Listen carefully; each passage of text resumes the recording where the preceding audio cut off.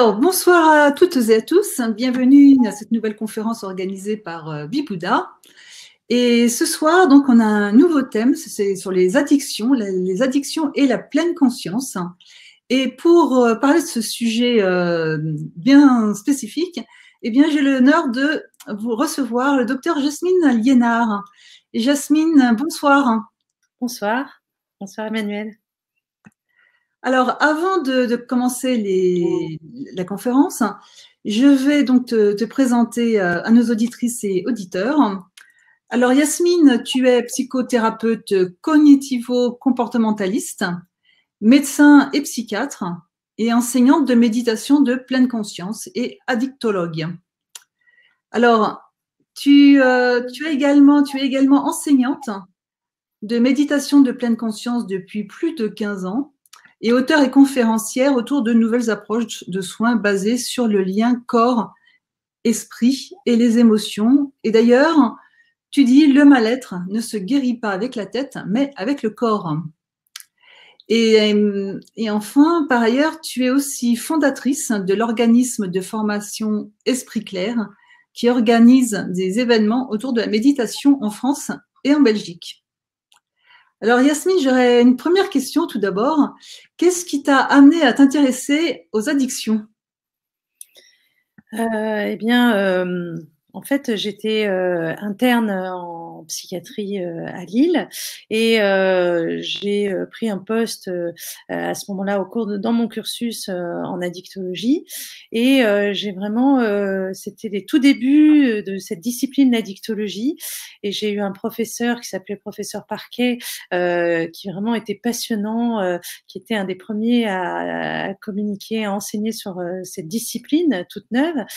Et donc j'ai eu la chance d'être vraiment au milieu de cet essor de cette discipline et de découvrir quelque chose de très vivant qui alliait à la fois des prises en charge psychologiques des personnes, mais aussi des connaissances sur le cerveau, la biologie.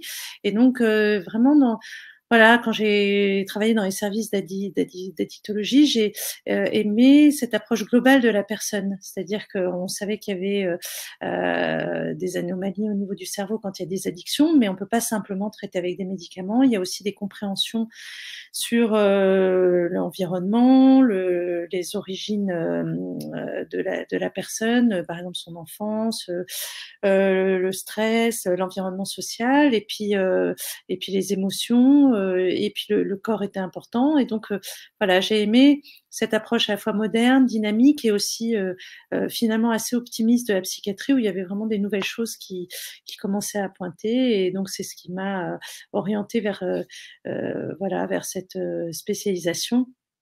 Et on travaillait vraiment en équipe avec les infirmières, les psychologues, les médecins. Voilà, ça m'a plu pour ça.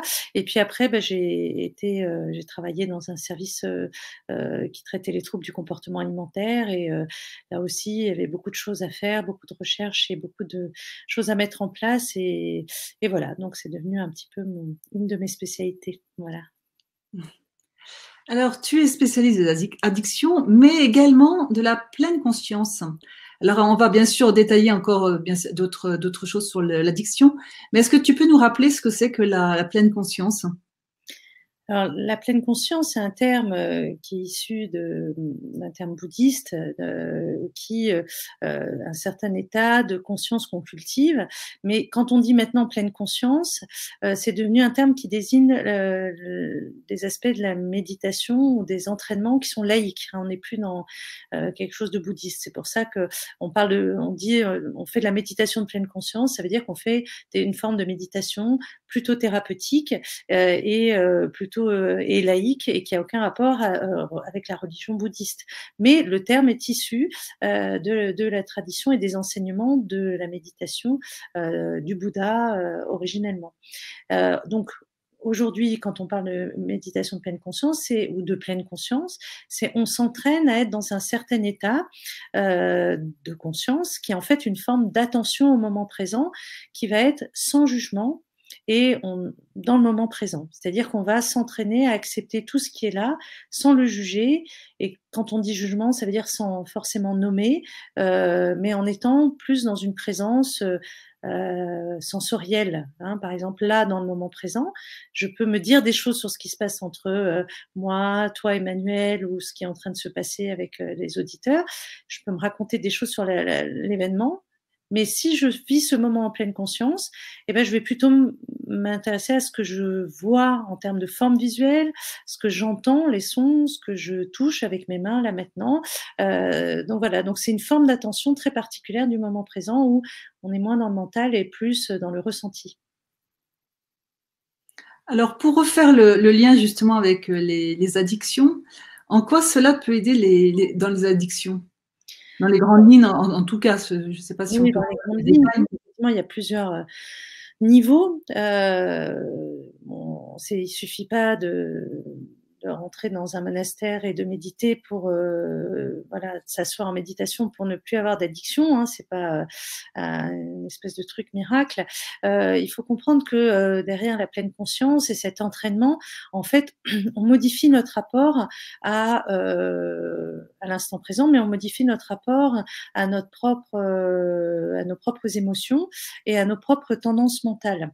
C'est-à-dire que la méditation de pleine conscience va diminuer, par exemple, l'impulsivité. Hein. Tout ce que je vous dis là, ça a été montré évidemment par des études scientifiques qui ont pu valider ça. C'est-à-dire que je vais m'entraîner, quand je vais m'entraîner dans le moment présent, je vais m'entraîner surtout à ramener mon attention, par exemple, sur la respiration ou sur des sons, ou etc. Et donc, si des pensées arrivent, je vais décrocher de mes pensées et revenir. Attention, parce que on pense que méditer, c'est pas avoir de pensées, c'est pas ça du tout. Mais c'est s'entraîner à ne pas les suivre, en tout cas. Et cet entraînement qu'on fait parfois pendant plusieurs minutes, voire 20 minutes ou 30 minutes, voire plus, hein, il y a des méditations parfois plus longues, mais pas dans le cadre de ce qu'on fera ensemble, mais le fait de s'entraîner va faire que j'aurai moins tendance à suivre mes impulsions mentales. Et on ne se rend pas compte à quel point beaucoup de nos actions, nos comportements sont liés à des pensées. Et dans les addictions, une des dimensions, l'impulsivité est très importante. Et donc, il y a, par exemple, une situation va me stresser et je vais fumer une cigarette et j'aurais même pas vu qu'il y a tout un tas de choses qui vont m'arriver entre l'événement et fumer la cigarette, dont certaines pensées, par exemple négatives sur moi-même, ou des pensées pessimistes qui vont augmenter mon stress et conduire plus à consommer. Donc, cet entraînement-là va faire que les pensées vont prendre moins de pouvoir. Après, un des autres aspects, pourquoi la pleine conscience peut nous aider dans les addictions, c'est développer plus de bienveillance envers soi-même, une meilleure estime de soi, parce que quand on s'entraîne au non-jugement, on s'entraîne aussi à moins se juger soi-même. Et donc, on va voir progressivement, quand on médite et quand on pratique la pleine conscience, qu'on commence à être moins jugeant en général avec les autres, avec la vie, avec les objets autour de soi, hein, aussi. On va moins nommer, moins étiqueter, moins dire ça j'aime pas, et on va moins se juger soi-même. Et ça, c'est très important, parce qu'un des facteurs qui entretient les conduites addictives, c'est souvent la culpabilité, la honte et la mauvaise estime de soi. Après, il y a des effets qui sont en lien avec les émotions. On a montré que la pleine conscience avait un effet sur la régulation des émotions. C'est-à-dire que quand on vit une émotion négative, elle va moins nous faire disjoncter et nous faire réagir que quand on médite pas. Donc on va être de plus en plus sage, hein, entre guillemets, posé, plus calme face aux événements de la vie, et donc être moins réactif et avoir des émotions qui vont être moins intenses, moins extrêmes. Par exemple, quand on est en colère, moins extrêmement en colère, ou quand on est heureux aussi, peut-être dans des dimensions moins extrêmes. Et on va être un tout petit peu plus stable au niveau des émotions et de l'humeur. Et ça joue évidemment sur les conduites addictives, parce que on sait que les consommations de produits, on va parler aussi d'addiction sans produits, par exemple addiction aux jeux, au téléphone portable, etc., ou à la nourriture. tout ça est quand même lié aux émotions. Hein. Ça vient réguler nos émotions, nos addictions. Hein. C'est des stratégies qu'on a trouvées qui sont pas toujours très efficaces, mais qui vont nous aider à faire face à l'angoisse, à la sensation de vide, à la déprime qui peut nous tomber dessus, etc. Donc ça a un effet aussi là-dessus. Après, la pleine conscience a un effet aussi, va jouer sur le cerveau directement. On sait que la pratique de méditation de pleine conscience a un effet sur les ondes cérébrales et ça se montre même à l'EEG. Hein, on a tous en tête des photos des moines bouddhistes auxquels on a mis des électrodes, des grands méditants en tout cas, auxquels on a mis des électrodes, et on voit qu'à l'EEG, à l'électroencéphalogramme, les ondes cérébrales sont modifiées par les pratiques méditatives. Et donc, il y a probablement, hein, il y a quelques études que j'ai pu trouver sur ce sujet, probablement il peut y avoir un effet direct de la méditation sur le cerveau. Or, on verra, hein, on en reparlera, le cerveau est modifié dans les addictions, hein, à la consommation, etc., peut modifier la structure et aussi les échanges des neurotransmetteurs au niveau de notre cerveau. Et donc, il peut y avoir un effet direct de régulation des neurones avec la pleine conscience. Ensuite, il y a encore plein d'autres effets qui peuvent être propres à chacun. Le fait de se discipliner à avoir une petite pratique quotidienne va diminuer l'impulsivité et aussi notre intolérance à la frustration. Méditer, c'est s'entraîner à tolérer l'inconfort. Hein, c'est pas se mettre dans une bulle de bien-être. Hein, c'est pas comme ça que je l'enseigne. C'est au contraire un art martial, un art un peu guerrier, la méditation. Et donc on apprend à rester zen en toutes circonstances, mais progressivement. Et en fait, très souvent, nos conduites addictives ont un rapport avec le plaisir, plaisir des plaisirs, et à l'intolérance à la frustration. Donc, plus on est capable de tolérer de la douleur, de l'angoisse, des douleurs physiques, plus on va être capable de différer une consommation et d'être moins donc addict et moins compulsif dans ces comportements là. Donc évidemment, la pleine conscience toute seule ne guérit pas et on s'en sort pas. On peut pas prétendre qu'il suffit de méditer et puis on guérit de ses addictions de façon comme ça définitive, radicale et automatique pour tout le monde. Mais c'est un très très bon accompagnement et vraiment très prometteur. Et d'ailleurs, il existe des groupes de pleine conscience, des protocoles qui ont été faits, par exemple pour l'alcool, un protocole qui s'appelle le protocole de Marlatt. Le MBRP en anglais, je vous en parlerai plus tard. Voilà. Alors aujourd'hui, comment, justement, tu disais que c'était pas la solution unique en tout cas, comment traite-t-on aujourd'hui les addictions? Aujourd'hui, bon, après, ça dépend de quel type d'addiction et quel degré de sévérité. Donc, il y a vraiment tout un panel de choses proposées. Et puis, certaines choses marchent pour certains et d'autres pour d'autres non. On le sait par exemple avec l'alcool. Bon, aujourd'hui, par exemple, la prise en charge de l'alcool, ce sont parfois des hospitalisations pour faire une cure de sevrage d'alcool, mais parfois ça se fait chez soi quand il y a vraiment une dépendance importante. Hein, par contre, s'il n'y a pas une dépendance physique et une consommation trop importante, on peut être suivi en consultation sans forcément passer par une hospitalisation.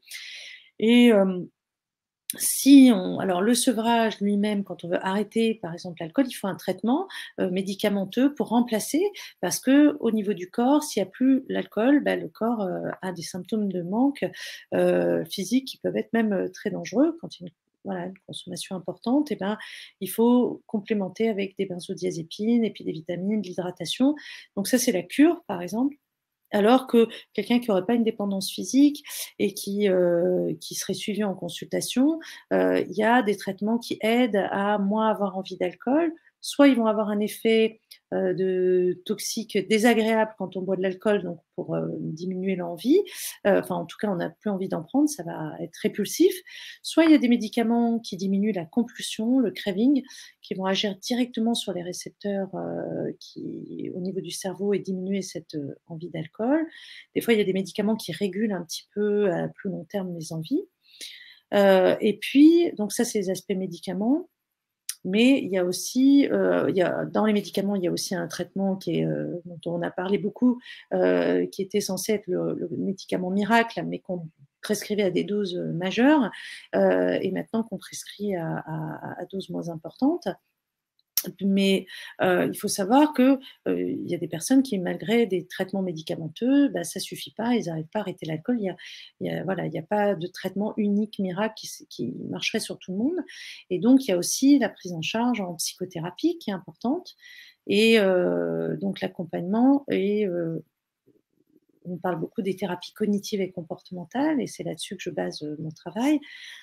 C'est-à-dire qu'on va désapprendre un peu les automatismes au niveau de nos pensées, de nos émotions, nos sensations corporelles. On va modifier nos comportements, nos apprentissages, parce que les addictions, c'est des apprentissages, c'est des automatismes appris, des rituels, et dont on n'arrive plus à se séparer. Et parfois, ben, un élément va déclencher l'envie, par exemple, de boire de l'alcool, quelque chose comme, je sais pas, une fête ou un buffet, chez une personne qui a un problème d'alcool, va déclencher tout de suite l'envie. Eh bien, dans les thérapies cognitives et comportementales, on va couper ce lien entre le déclencheur et le comportement « je bois de l'alcool ». Vous voyez? Donc ça, c'est ce qu'on propose. Après, il y a tout un tas d'autres outils qui sont utilisés dans les addictions. Il y en a qui vont dire bah, je suis partie, j'ai fait du cheval et ça m'a aidé à me sortir de mes problèmes d'addiction. Il y en a d'autres, c'est le sport. Il y en a d'autres, ça va être l'art, par exemple. Mais voilà, mais de façon assez classique, il y a les médicaments, la prise en charge psychothérapique et la prise en charge aussi de la personne globalement au niveau social. Par exemple, s'il y a des problèmes sociaux, des problèmes environnementaux, des problèmes familiaux, tout ce qui peut générer du stress va être aussi important. Et voilà. Donc, et dans les psychothérapies aujourd'hui, ben, il y a une place importante faite à la méditation et au corps. Dans le traitement, c'est un peu ça que je vais essayer de vous expliquer. Donc là, je vous ai parlé d'alcool. Après, dans d'autres addictions, ben, chaque addiction a son panel de soins. Par exemple, pour le cannabis, à un moment donné, on prescrivait un antihistaminique, un traitement qui calme, qui est très relaxant pour remplacer. Par exemple, pour les addictions à l'héroïne ou à des drogues dures, il y a des traitements de substitution qui vont venir au niveau du cerveau remplacer la drogue elle-même pour pouvoir petit à petit diminuer petit à petit ce traitement de substitution, ou en tout cas vivre mieux, avoir moins besoin de s'injecter, etc. Et puis, pour la cigarette, bah, il y a plusieurs options. On sait qu'il y a les patchs, après il y a la cigarette électronique, après il y a la psychothérapie, évidemment. Voilà, donc la méditation et la pleine conscience et les nouveaux outils qu'on a aujourd'hui en thérapie cognitive sont vraiment font faire partie du panel maintenant associé aux prises en charge classiques et médicamenteuses des addictions. Alors, tu as parlé tout à l'heure du craving. Est-ce que tu peux nous expliquer ce que c'est? Alors, craving, c'est un nom anglais qui veut dire to crave for, c'est avoir très envie de quelque chose d'une façon impérieuse, compulsive. Donc, on parlera en français, on va le traduire par envie impérieuse, mais c'est vrai que ce terme, on l'utilise beaucoup dans le champ de l'addictologie. Le craving, vraiment, c'est cette envie immédiate et hyper intense à laquelle on ne peut pas résister, par exemple de boire de l'alcool ou de manger en grande quantité, de vider le frigo. Vous voyez, des moments où on est comme hors de soi, hors de contrôle en fait. C'est une perte de contrôle. Hein. Le craving, c'est vraiment cet état particulier de perte de contrôle qui fait que même si dans un état de calme et antérieurement, quelques heures avant, on était bien et on se disait vraiment j'aimerais bien arrêter de fumer ou j'aimerais bien arrêter d'aller sur des sites internet, etc. À un moment donné, la pulsion est là, l'envie impérieuse est tellement forte qu'on peut plus se raisonner et on a beau se dire que c'est pas bien, qu'il faudrait pas, on peut pas céder à la pulsion. Mmh. Alors, comment expliques-tu qu'on puisse devenir addict, par exemple, à des jeux également, à de la nourriture? En fait, comment on devient addict? Est-ce que c'est quelque chose qu'on a tout petit ou est-ce que c'est quelque chose qui est déclenché par un événement? Ou pas forcément? Oui, il y a plusieurs facteurs. Hein. On parle dans les addictions et de modèles biopsychosocial, c'est-à-dire qu'il y a à la fois le terrain biologique, hein, notre génome, notre génétique va être parfois prédisposante à devenir addict. Hein, il y a des familles de personnes alcooliques, il y a voilà, des terrains génétiques. On a montré, par exemple, pour l'anorexie mentale, qu'il y aurait une certaine forme génétique qui favoriserait l'addiction au jeûne. Hein, c'est-à-dire qu'il y a des gens, quand ils sont à jeun, qui se privent de manger, qui vont avoir un effet euphorisant plus important que les autres et être plus addict à cet effet euphorisant et donc être plus susceptible d'être anorexique. Donc parfois le terrain génétique, le génome favorise les addictions. Hein, il y a vraiment ça qui a pu être montré.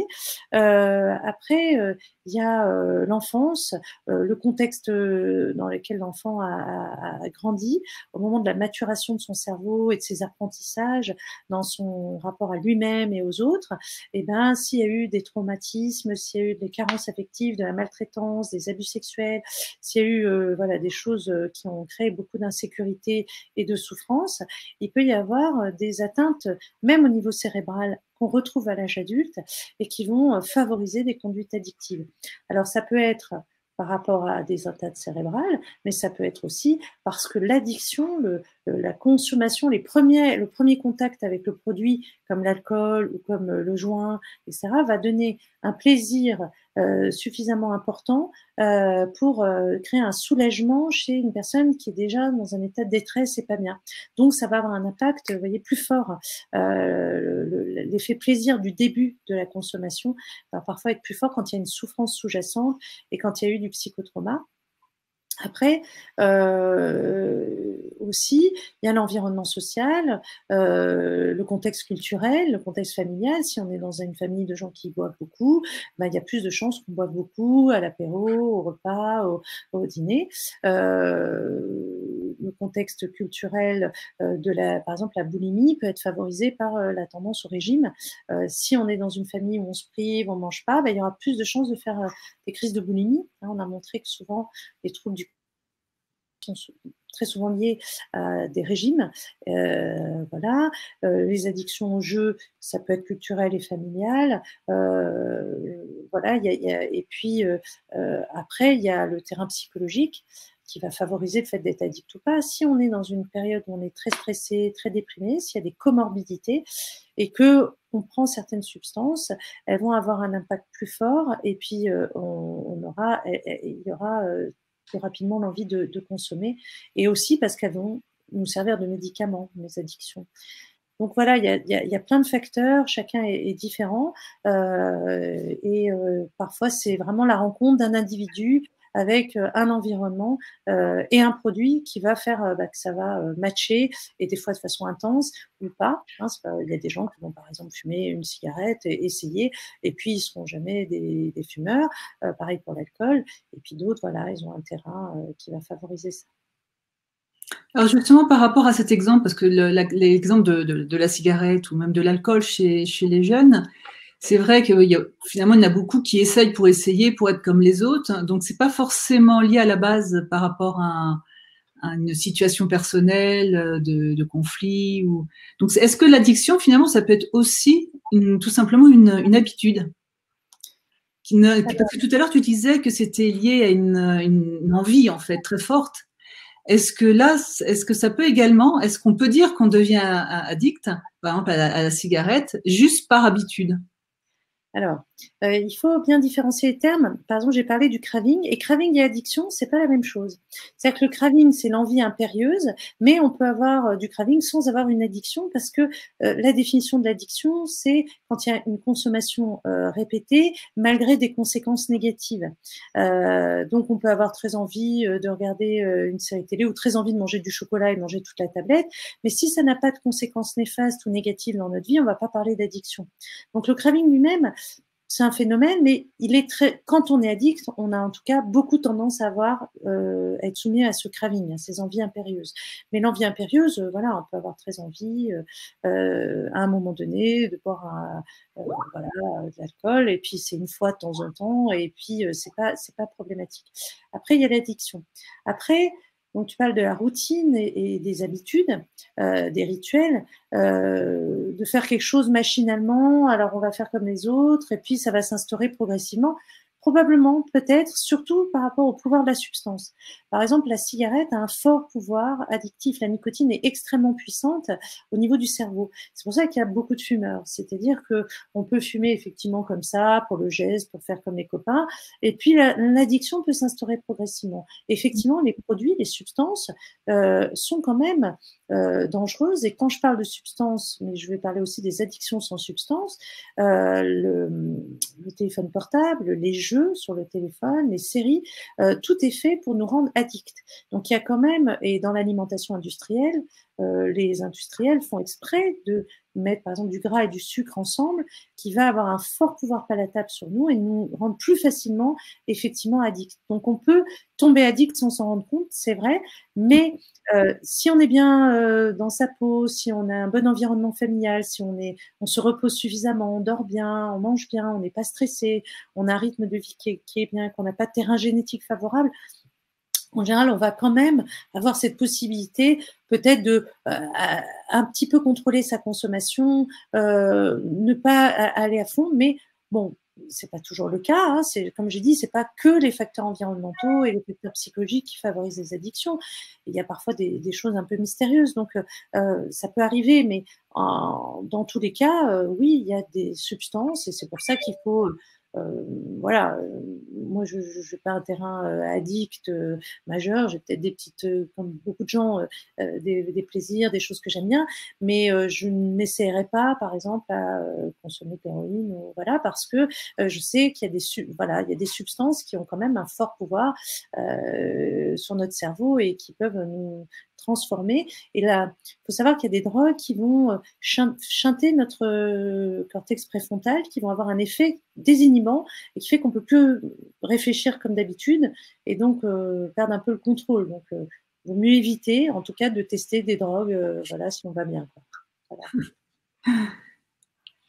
Alors tout à l'heure, tu disais qu'il y avait souvent une prédisposition qui était certainement liée à, enfin, soit à la génétique, soit à l'environnement.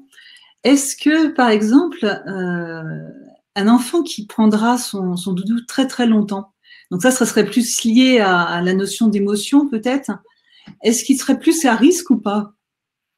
Alors, je me suis un peu intéressée à cette question-là, justement, par rapport au fait que j'ai un enfant et par rapport à Tétine, j'ai regardé un petit peu ce qui existait comme chose sur le lien entre addiction et les doudous, sucer le pouce ou la tétine.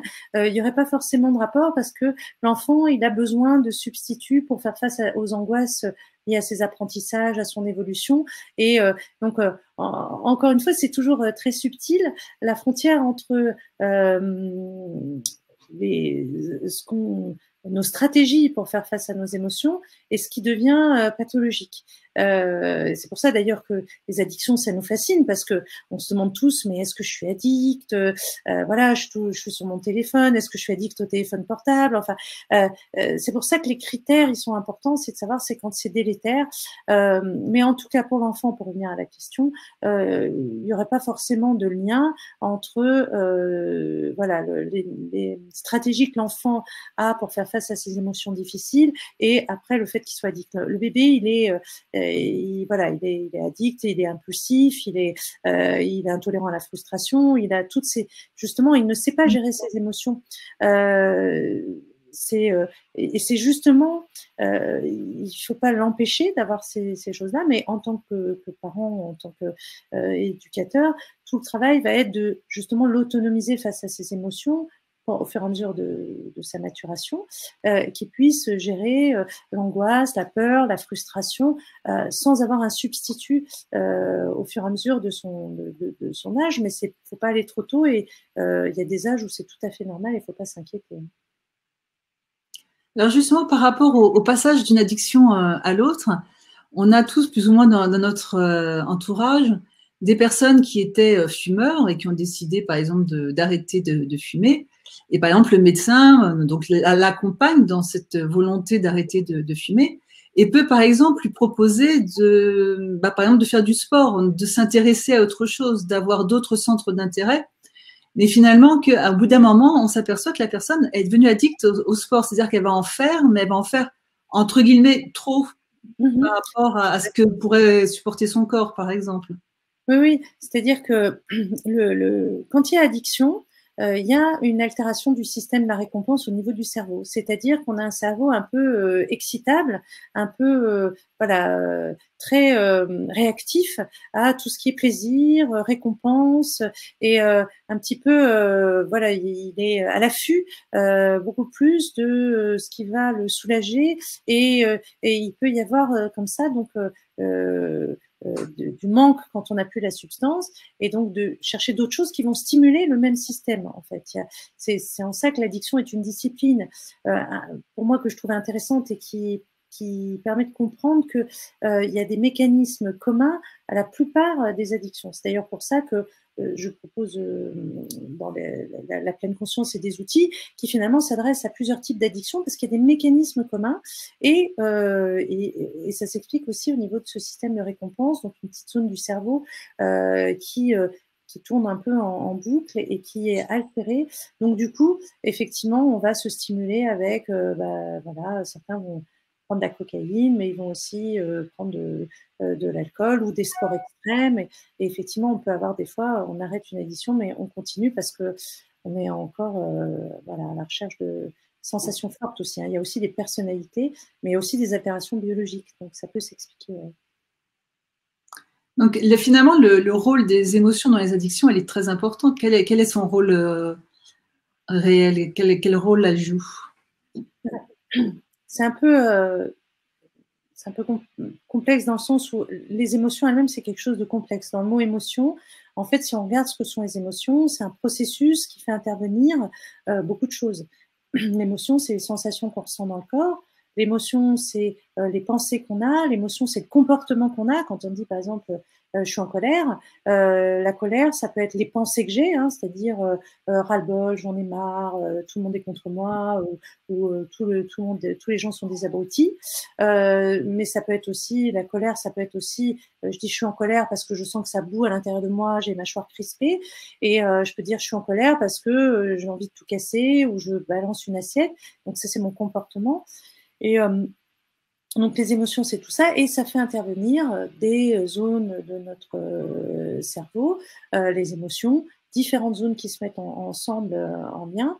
Et dans les addictions, à la fois, les émotions vont générer des comportements parfois pour essayer de les soulager. Donc là, le produit ou la substance va avoir un effet direct biologique de relaxation, d'anxiolyse, hein, on voit bien, par exemple, certains fument un joint pour se détendre. Ils ressentent de la tension, de l'angoisse. Donc, en ça, le produit va avoir ce rôle de calmer les émotions qu'on n'aime pas. Après, les addictions elles-mêmes, les consommations vont générer elles-mêmes des émotions, la honte, la culpabilité, mais parfois la nervosité, l'irritabilité. Certaines drogues peuvent rendre plus colériques, justement. Et puis, il y a les symptômes de sevrage, de manque, qui vont générer des émotions aussi particulières. Et donc, parfois, par exemple, ça peut être typique avec les benzodiazépines. Les gens disent, donc ils deviennent dépendants de ces cachets qui sont là pour soulager l'angoisse, et disent, dès que j'ai pas pris mon cachet, je suis super mal. On dirait presque qu'ils sont plus mal que des gens qui prennent pas des anxiolytiques. Et donc, il y a un cercle vicieux qui s'instaure, c'est-à-dire qu'on va prendre de plus en plus de produits pour être de moins en moins mal. Au début, c'était parce qu'on se sentait bien, et après, ça va être pour être de moins en moins mal. Donc, il y a évidemment un rapport aux émotions qui est dévié. Et puis, la drogue elle-même va modifier le cerveau et va modifier les zones des émotions, avec plus d'émotions négatives, une moins bonne régulation des émotions. Hein, on le voit, par exemple, les gens qui boivent de l'alcool peuvent être plus irritables, plus anxieux, plus déprimés que d'autres qui ne boivent pas, même en dehors de la consommation d'alcool. Donc, ça va être central, et justement, le réapprentissage de pouvoir tolérer les émotions, même les plus difficiles, va faire qu'on aura moins recours aux produits. Et puis, en plus, ça peut avoir un impact pour remodifier ces zones des émotions au niveau du cerveau. À force d'entraînement, on peut toucher ce qu'on appelle la zone de régulation des émotions, les zones. Et voilà. Donc, voilà, les émotions sont évidemment au cœur du problème. Et d'ailleurs, les émotions de plaisir aussi sont au cœur de la problématique des drogues. Donc, rechercher le plaisir, l'euphorie, le bien-être total, c'est aussi ça qui conduit au départ à reprendre des produits. Donc, on va aussi apprendre à moins s'attacher au bien-être, au plaisir. Paradoxalement, pour aller bien, il faut être un peu moins addict au plaisir. Si on est addict, c'est parce qu'on est addict au plaisir. Voilà. Oui, c'est vrai qu'aujourd'hui, tout se développe justement pour développer ce fameux bien-être, qui donc finalement n'est pas forcément ce qu'il y a de plus positif. Alors, ça peut être contre-productif, on verra. Oui, ça peut être contre-productif. Ouais. Alors, tu nous as parlé tout à l'heure d'être addict à certaines substances, mais c'est vrai qu'aujourd'hui, on parle de plus en plus des addictions au téléphone, aux jeux, en particulier pour les enfants, mais enfin les adultes aussi. Est-ce que c'est le même principe? Est-ce que c'est lié toujours justement à cette recherche de plaisir? Ou est-ce qu'au départ, c'est simplement d'être concentré sur un jeu et puis le jeu fait qu'on a envie d'aller plus loin et après, on lâche plus? Donc, Ouais. ça, Alors, c'est une je addiction. vous dis, moi, je me positionne pas enfin, comme si moi j'avais la science et je vous explique et j'ai la vérité. Il faut savoir que ce sont des champs et des terrains qui sont toujours en cours d'évaluation, d'exploration. On ne peut pas asséner comme ça une vérité absolue, notamment sur ces phénomènes d'addiction aux jeux, aux écrans. Il faut savoir que les choses, notre société évolue très vite, et donc en fait, on est surstimulés, et les concepteurs de tous les jeux et tout ça ne s'intéressent qu'à notre système de récompense. Donc, on sait très bien que la motivation, on le voit chez les rats. Les rats, quand on stimule leur système de récompense avec des petites électrodes, ils vont ne rechercher que ça, être stimulés, stimulés, stimulés, et ils vont arrêter de manger, ils vont se laisser mourir. S'ils ont une petite manette, ils font qu'appuyer sur la manette, ils veulent du plaisir, du plaisir, du plaisir, et ils vont oublier tout le reste. Donc, dès que quelque chose vient activer notre système de récompense et libérer de la dopamine voilà, dans notre cerveau, eh ben, on a envie encore d'y retourner. Donc, on est finalement dans un monde où il va falloir être vigilant à tous ceux qui viennent rentrer dans notre cerveau, stimuler notre dopamine. Et donc, ça peut être des pièges de partout, sur Facebook, sur Internet, sur les télés, les séries télé, dans la nourriture, tout. Voilà, nos ennemis sont en fait les stimulateurs de plaisir. Donc, évidemment, les petits sont de plus en plus confrontés aux écrans. Les écrans, c'est très addictif parce que ça bouge, c'est animé, ça stimule notre cerveau. On a envie d'être stimulé, on aime bien être stimulé. Donc, effectivement, il y a une vigilance à avoir à tout ce qui est stimulant, en fait, aujourd'hui. Et on va privilégier, en tout cas, ce qui va nous protéger, ça va être des choses qui sont plus en lien avec un plaisir durable. Mais bon, ça, c'est pas la question de savoir comment on sort des addictions. Je sais pas si c'était ta question, mais en tout cas, je pense ça va être une épidémie mondiale d'addiction de plus en plus importante parce qu'il y a vraiment une intelligence voilà, des concepteurs pour nous rendre addicts. Alors justement, tout à l'heure, tu nous disais que la pleine conscience, donc la méditation, ça permettait aussi justement de prendre du recul et d'être plus actif dans ce qu'on veut faire. Donc justement, avoir du recul et se laisser moins avoir, entre guillemets, par tout ce qui est plaisir. Mais donc c'est un des moyens finalement pour prendre un peu de distance par rapport à toutes ces stimulations. Mais est-ce qu'on peut, enfin, est-ce que méditer, c'est pas si facile que ça. On parle beaucoup de la méditation, mais par exemple, une personne qui a besoin de cannabis, est-ce qu'elle pourrait, là, à l'instant T, faire de la méditation? Oui, alors je ne pense pas, non. Enfin, elle pourrait, tout ce que je dis, c'est jamais absolu, mais par mon expérience clinique, par le recul que je peux avoir, je ne pense pas que on puisse. Enfin, la méditation d'emblée, c'est aride, c'est austère, on s'ennuie et on a l'impression que ça sert à rien. Donc, ça ne stimule pas le système de récompense. Donc, c'est beaucoup moins intéressant que les produits qui ont un effet direct, immédiat, génial, super, relaxant, etc. Tout le challenge, ça va être de faire en sorte que ça devienne, quand je dis la méditation, mais c'est aussi la pleine conscience, c'est-à-dire un état d'être, une façon de vivre qui va être aussi intéressante pour notre cerveau que les addictions. C'est quand même l'objectif. Mais il y a une phase où ça va pas l'être. Mais c'est là où il est nécessaire d'adapter la pleine conscience et la méditation pour les addictions.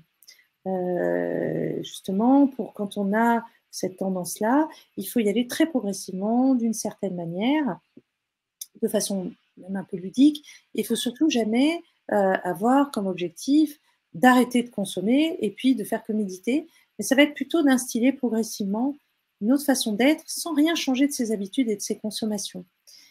Et on peut goûter à certains moments, avec la méditation, certains plaisirs, certaines choses qui sont très proches de ce qu'on peut avoir comme effet avec les drogues. Beaucoup de méditants qui étaient d'anciens toxicomanes me disent.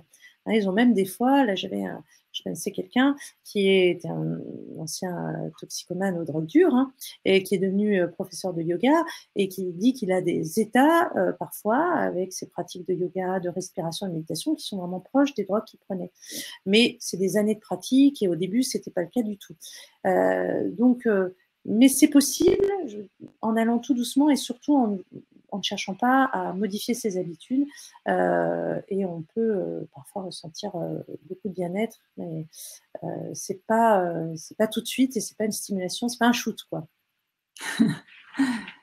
Alors justement, peut-on méditer quand on a plein de problèmes dans sa vie et est-ce que donc là tu disais justement qu'il fallait l'instaurer petit à petit, mais finalement là c'est dans le cadre où on est accompagné parce que finalement il y a des personnes qui se rendent pas forcément compte qu'ils sont addicts à quelque chose.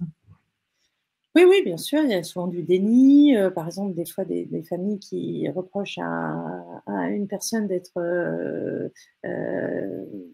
dépendant de l'alcool et d'être agressif. Et la personne dit, mais c'est pas vrai, je bois pas. Elle se rend pas compte. Et pour elle, elle dit, mais non, mais je prends l'apéro, mais comme tout le monde. Enfin, voilà, beaucoup de gens ont du déni. Et puis, beaucoup de gens aussi ont beaucoup de problèmes dans leur vie déjà, indépendamment de leur addiction. Et l'addiction, c'est parfois un soutien.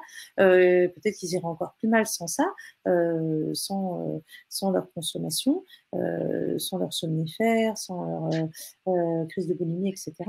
Donc, il y a des gens pour qui vont se dire mais je ne vais pas rester 20 minutes à rien faire, assis, j'ai tellement de choses à régler. Et je pense qu'effectivement, on ne peut pas imposer ça. C'est pour ça que je pense qu'il faut des toutes petites choses et la pleine conscience, c'est pas forcément rester assis sans rien faire pendant 20 à 30 minutes. Ça peut être quelques minutes par jour de faire des petites pauses et de changer son regard sur le moment, sur la vie. Et ces petites choses-là, elles peuvent déjà tranquillement instiller voilà, un petit peu moins d'impulsivité. Et donc, il y a un point dont j'ai pas parlé tout à l'heure, mais un des effets de la pleine conscience, c'est de permettre une diffusion de ses pensées et de pouvoir être plus conscient de ses valeurs et de s'engager dans des actions qui sont en rapport avec la vie qu'on veut mener. Alors très souvent, quand on est pris dans le cercle vicieux de ses problèmes et de ses addictions en plus, on n'a plus les idées claires et on va avoir une vie qui ne correspond pas du tout à nos valeurs. Donc déjà, le fait de se poser et de s'interroger sur ses valeurs, qu'est-ce qui compte pour moi, quelle vie je voudrais mener, et de voir qu'à force d'instiller des petites pauses, je vais avoir un tout petit peu plus de recul parfois, je vais pouvoir un tout petit peu plus décider, voilà, je vais peut-être réduire quelques cigarettes par jour, ça va me coûter un peu moins cher, je vais pouvoir prendre des décisions qui vont aller dans le bon sens pour moi, sans forcément être quelque chose de radical. Et ça soulage de dire, voilà, je suis plus dans la pente descendante, je suis plus en train de tout perdre et de m'enfoncer, mais je peux faire des tout petits pas. Donc c'est vraiment la politique des tout petits pas, parce que la pleine conscience, c'est vraiment la bienveillance, hein, beaucoup le non-jugement et la douceur, la bienveillance, on n'impose rien, on y va. Et ça peut faire des grands changements en fait. Pour les personnes, par exemple, qui disent moi, j'arrive pas à méditer, ou bon, là, en l'occurrence, c'est une méditation particulière puisqu'on parle de pleine conscience. Finalement, ce que tu proposerais, ce serait la technique du pas à pas dont tu viens de parler. Est-ce que finalement, tout le monde peut y arriver à cette pleine conscience? Moi, je peux répondre qu'à partir de mon expérience. Hein. Après, il n'y a pas d'études planétaires pour montrer si tout le monde peut méditer, donc je ne peux pas avoir une réponse définitive, mais par mon expérience, depuis 15 ans que j'enseigne, il y a des gens qui sont vraiment allergiques à ça. Mais du coup, qui ne veulent pas, qui ne peuvent pas se poser. Il y a plusieurs explications. Ça peut être culturel, c'est des personnes qui sont très rationnelles, très cartésiennes, scientifiques, qui se disent mais c'est quoi, c'est n'importe quoi. Alors ça, c'est de moins en moins parce qu'on communique de plus en plus aujourd'hui sur les aspects scientifiques de la méditation. Donc il y a 15 ans, vraiment, il y avait beaucoup de résistance. Mais il y a moins. Après, c'est des gens qui ne peuvent pas se poser parce que dans leur famille, on ne pouvait pas ne rien faire. C'était mal vu et voilà. Donc, méditer, ça veut dire être un loser, un feignant. Donc, ça réveille comme ça des émotions difficiles. Après, il y a des gens qui ont vécu des choses difficiles dans leur histoire, et notamment dans l'enfance, et notamment parfois des psychotraumas, et qui, quand ils s'assoient en méditation, il y a les émotions qui remontent, et des émotions tellement insupportables que c'est impossible de les vivre, donc on ne peut pas s'asseoir en méditation. On se met à ressentir de l'ennui, du dégoût, des angoisses massives, donc c'est même contre-indiqué pour des personnes comme ça fragiles de méditer. Donc c'est pour ça que la pleine conscience, c'est pas que la méditation, mais ça va être des mouvements, ça va être du yoga, ça va être aussi de façon de voir, entendre, sentir les 5 sens, et ça, tout le monde peut le faire, parce qu'en fait, on est toujours finalement dans la pleine conscience. C'est juste qu'on ne porte pas attention à cette dimension de notre expérience et qu'on laisse les impulsions, les compulsions et les pensées prendre le dessus. Donc, tout le monde peut être dans la pleine conscience, puisqu'en fait, on l'est tous déjà. Hein, c'est-à-dire que là, tout le monde, tous ceux qui m'entendent, ils entendent, ils voient, ils goûtent, ils sentent, touchent quelque chose. Simplement, leur attention, elle n'est pas sur ça.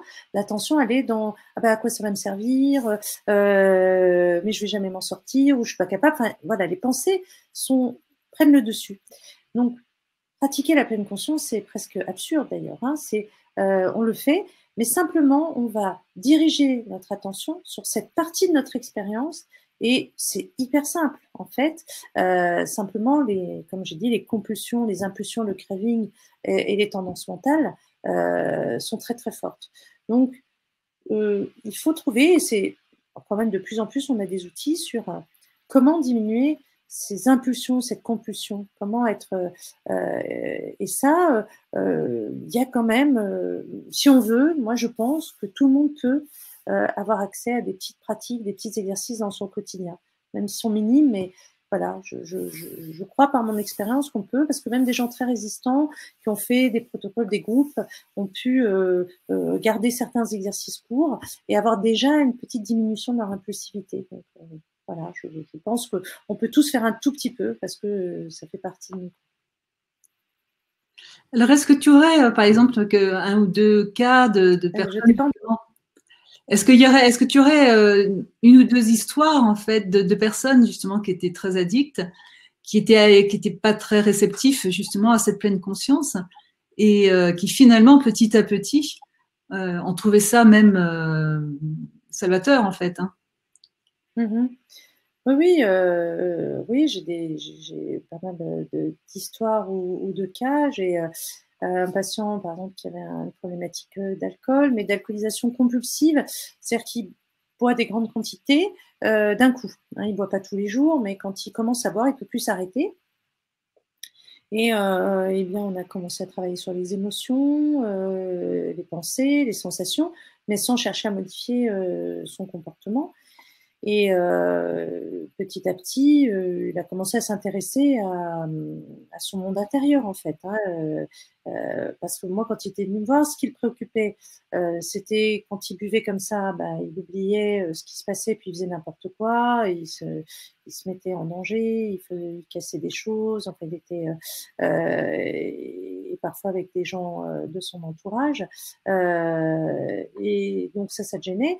Et du point de vue de sa vie quotidienne, donc c'était embêtant, mais il est venu en disant, voilà, il voulait juste arrêter ses comportements, mais il n'avait pas du tout d'accès à son monde intérieur, c'est-à-dire à ses ressentis, à ses émotions, à son niveau de stress. Et c'est quelqu'un qui était très stressé, en fait, qui avait une surcharge de travail et qui, en plus, était dans une relation extra-conjugale. Il ne savait pas qui choisir entre sa femme et compagne actuelle. Et puis, il travaillait énormément. C'était quelqu'un de très perfectionniste et dans ce travail et qui dormait pas beaucoup. Et voilà. Donc, on n'a pas abordé l'alcool et la consommation d'emblée. On a beaucoup travaillé en amont, surtout son niveau de stress, ses émotions, ses ressentis, à être plus à l'écoute, être plus présent à lui-même. Et naturellement, il a fait des choix professionnels différents, il a ralenti son rythme, il s'est mieux occupé de lui, il a écouté ses ressentis, il a pris des décisions par rapport à sa situation familiale. Et puis, à la fin, à la fin de son suivi, on a commencé à aborder la question de l'alcool. Et comme il se sentait mieux, on a trouvé ensemble des petites actions à mener, notamment de se fixer un nombre limite de verres, par exemple 3 verres quand il commence à boire en soirée, pas plus. Et il a pu le faire et il n'a pas dérapé. Et puis voilà, maintenant il contrôle sa consommation. Et voilà. Donc ça s'est fait comme ça. C'est un exemple de situation où, voilà. Après, j'ai d'autres situations des personnes qui ont des consommations de cannabis. Voilà, alors quand il y a vraiment une consommation régulière quotidienne, c'est difficile de travailler, mais quand c'est ponctuel, occasionnel, on peut commencer à instiller une forme de discipline et une forme de pratique de méditation. Et puis j'ai beaucoup de personnes qui ont des troubles alimentaires qui par l'écoute de leurs émotions, de leurs ressentis et de leur corps surtout, ont pu par exemple ressentir plus rapidement la satiété et faire des crises de boulimie moins importantes en volume, avoir une meilleure estime d'elles-mêmes et on voit petit à petit diminuer le nombre de crises. Hein, j'ai quelques patientes comme ça. Voilà, donc c'est plutôt doux et ça se fait tout seul et c'est progressif. Et le comportement lui-même et le nombre et la consommation, on l'aborde en deuxième partie après avoir commencé à faire entrer ces pratiques de méditation et d'écoute avant. Est-ce que finalement tu proposes, à quel moment tu proposes justement cette utilisation de la pleine conscience? C'est vraiment en fonction de la personne? C'est vraiment en fonction de la situation? Oui, c'est pas, comme je dis, c'est pas une panacée, hein, c'est pas, je suis pas focalisée, obsédée par la pleine conscience, mais en fait, c'est plutôt les thérapies cognitives et comportementales qui sont une des branches, enfin, des outils dans lesquels la pleine conscience rentre et qui sont intéressantes. C'est-à-dire que quand même, quand on prend en charge une personne qui vient nous confier ses difficultés, c'est évidemment important de comprendre le problème. Et la particularité des thérapies cognitives et comportementales, c'est toute cette phase de décortiquage, de décryptage des symptômes qui est vraiment intéressante et très importante dans la prise en charge et qui, en fait, est déjà en soi thérapeutique. Par exemple, on va demander à une personne qui vient consulter pour addiction, on va interroger sa motivation au changement. Et c'est déjà très intéressant. Est-ce que vous voulez vraiment arrêter, oui ou non? Est-ce que vous voulez arrêter définitivement toute consommation ou un petit peu? Quels sont les avantages de la consommation? Quels sont les inconvénients de cette consommation? Alors, quand on dit à quelqu'un, par exemple, qui vient et qui dit « je voudrais arrêter de fumer » et qu'on lui demande quels sont les avantages à fumer, souvent elle est un peu déroutée. Mais rien que ça va la faire réfléchir et avoir un autre rapport à la cigarette. Parce que quand on fume en se disant en fait, je fume parce que ça me permet de faire une pause, parce que je m'autorise jamais à faire une pause, on a déjà pris conscience de quelque chose. Donc en fait, dans la pleine conscience, moi j'intègre la conscience globale de soi, de son environnement, de ses habitudes, de ses comportements. Et en fait, ma façon de travailler, c'est comme si on prenait un microscope et qu'on va zoomer dans tous les détails de sa vie. C'est ça la pleine conscience, c'est de plus en plus lucide sur la réalité de soi, de ses comportements. Cette lucidité, en fait, elle est thérapeutique, elle guérit. Plus je suis conscient de ce qui se passe, plus j'ai accès à mes mécanismes inconscients et plus j'ai la possibilité de modifier et changer les choses. Souvent, on est en pilotage automatique, on n'est pas conscient, on fait des choses, on ne sait pas pourquoi. Le fait qu'on commence à voir tous les mécanismes derrière nos rituels et nos automatismes va faire que c'est comme un millefeuille, il y a plein de couches et on va commencer à voir petit à petit les couches et on va décortiquer notre état avant d'aller fumer la cigarette. On va être conscient de plein d'étapes, comme dans un film, vous voyez qu'on verrait toutes les images. Hein, d'habitude, on voit la séquence rapide et puis la pleine conscience, c'est une séquence découpée. Donc, je vais pouvoir commencer à prendre ce recul parce que je ralentis le temps, en fait, quelque part. Hein. Donc, ça change notre rapport au temps et ça change notre rapport justement à l'impulsivité. Donc, je peux à ce moment-là, voilà, stopper le film, faire pause, dire bon, j'ai envie de fumer là, mais ça correspond pas à mes valeurs, ça me coûte cher, je vais peut-être attendre un peu, je fumerai plus tard, je vais peut-être diminuer un petit peu. Vous voyez, on peut commencer à choisir. Merci beaucoup Yasmine pour cette conférence. Je pense qu'on a très très bien compris justement entre le lien entre les addictions, les émotions, le plaisir, justement cette recherche de plaisir et ce que peut apporter la pleine conscience. Alors, tu as fait avec Bibouda, en collaboration avec Bibouda, donc une formation qui permet justement de découvrir finalement cette pleine conscience. Est-ce que tu peux nous en parler un petit peu? Oui, alors je remercie Bibouda qui m'a permis de proposer un programme en fait d'accompagnement qui dure 8 semaines, c'est-à-dire 2 mois d'accompagnement qui permet au quotidien de commencer à instiller cette façon d'être, cette façon de faire, cette façon de vivre, mais de façon très douce, hein, en fonction de ce que je vous ai dit.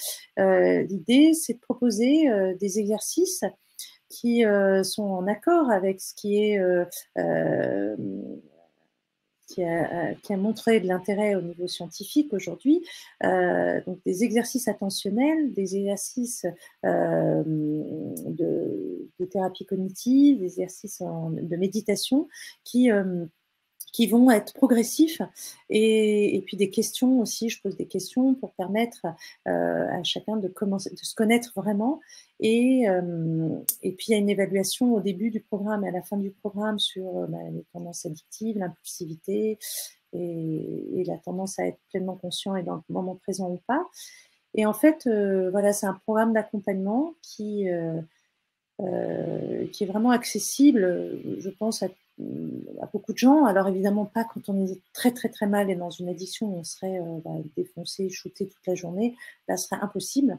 Donc ça s'adresse plutôt à des gens qui ont des addictions de type légère à modérée, mais très sévère. Ça risque d'être compliqué de faire les exercices. Mais on peut essayer, on peut le faire en plus que 8 semaines. Hein. Je dis les gens, ils peuvent étaler ce qui est fait d'une semaine à l'autre. Il y a des exercices que vous avez à faire d'une semaine pour la semaine d'après, sur un carnet, etc. Là, vous pouvez le faire en 2 semaines au lieu d'une, et puis petit à petit faire le programme à votre rythme.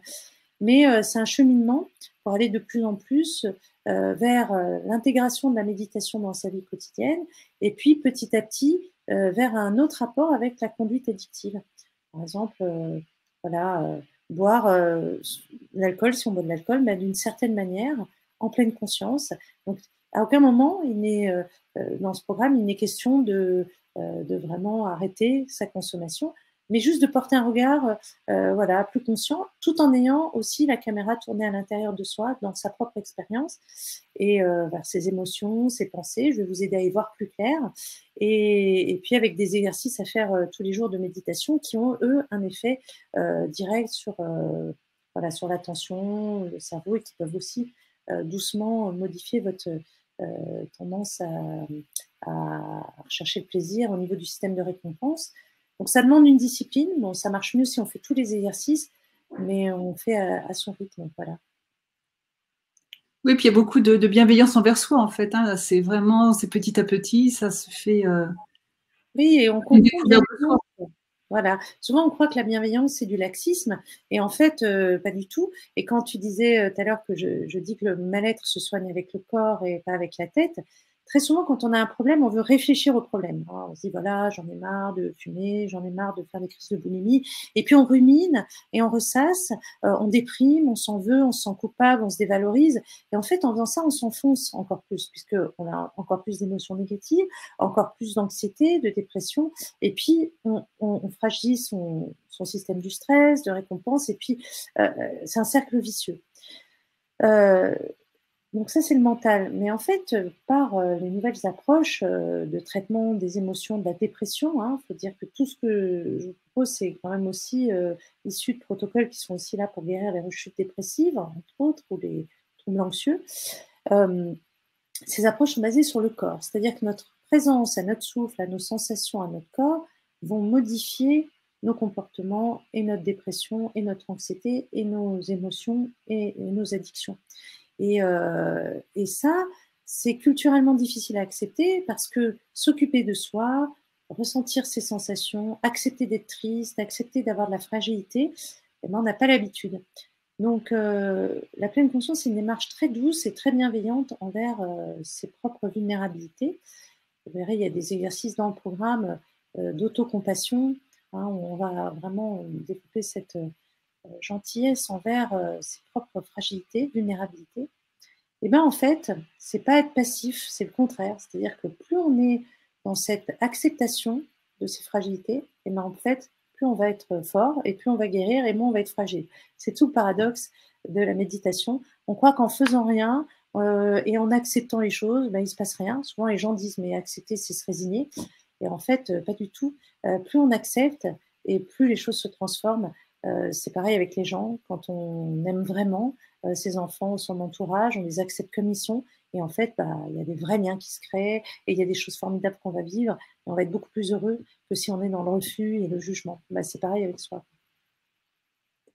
Bah, merci Yasmine. Donc vous pourrez regarder le programme de Yasmine Liénard sur votre écran pour en avoir un peu plus de détails. Et ben, merci beaucoup à toutes et à tous d'avoir suivi cette conférence. Merci Yasmine encore. Et ben, je vais te laisser le mot de la fin. D'accord. Bah, écoute, je suis ravie d'avoir fait déjà ce petit entretien avec toi, que j'ai trouvé très bien mené et qui m'a permis d'exprimer beaucoup de choses qui ne sont pas toujours bah, voilà, faciles à exprimer. Enfin, il n'y a pas toujours le contexte. Et puis c'est des sujets qui me tiennent vraiment à cœur. Et merci de me permettre d'offrir ce programme. Voilà, j'ai l'habitude de faire des groupes en présentiel. Et là, de pouvoir proposer quelque chose surtout sur ce thème des addictions au quotidien, pour que les gens puissent être accompagnés pas à pas chaque jour. Voilà, je trouve ça vraiment chouette. De plus en plus, je sais qu'aux États-Unis, il y a des programmes comme ça qui sont faits en ligne pour que les gens puissent être aidés. Alors évidemment, ça remplace pas la présence en direct, évidemment, ça remplace pas l'humain, mais en tout cas, ça nous donne des clés. Et puis après, bah, c'est fait pour nous ouvrir au vrai rapport humain et être justement bien ancré dans le réel. Hein, le but, c'est pas d'être dans du virtuel avec ça. Donc, j'espère que ça vous apportera une vie plus riche, plus heureuse et plus douce. Voilà. Merci. Merci.